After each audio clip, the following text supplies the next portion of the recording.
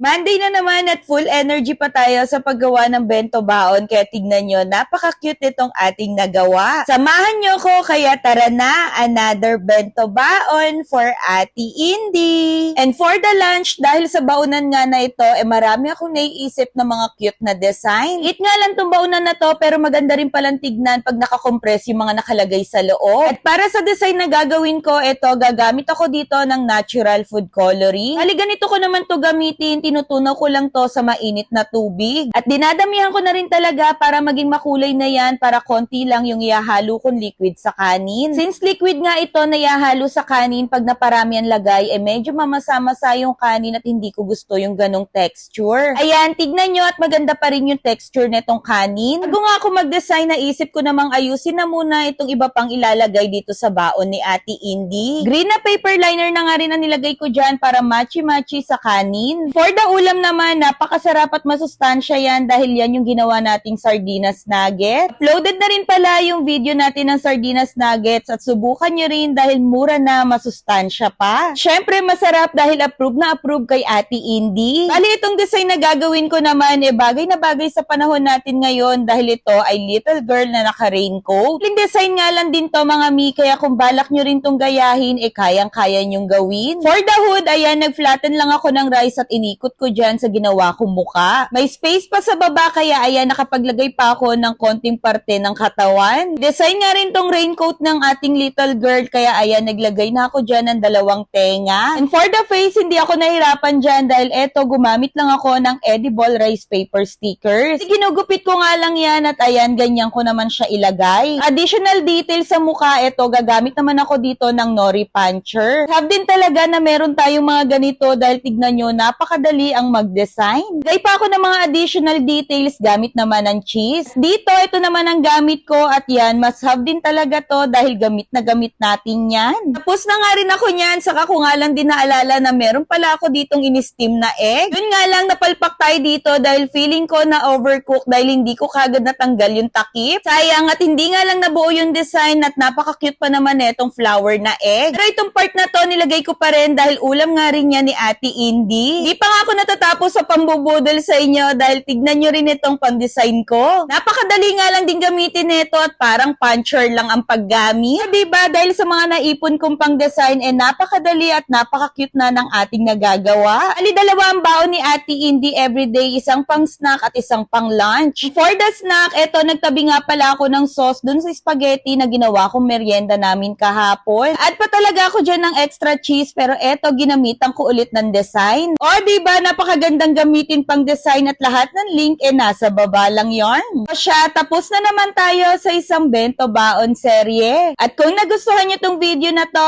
i-follow nyo na rin kami for more bento baon ideas.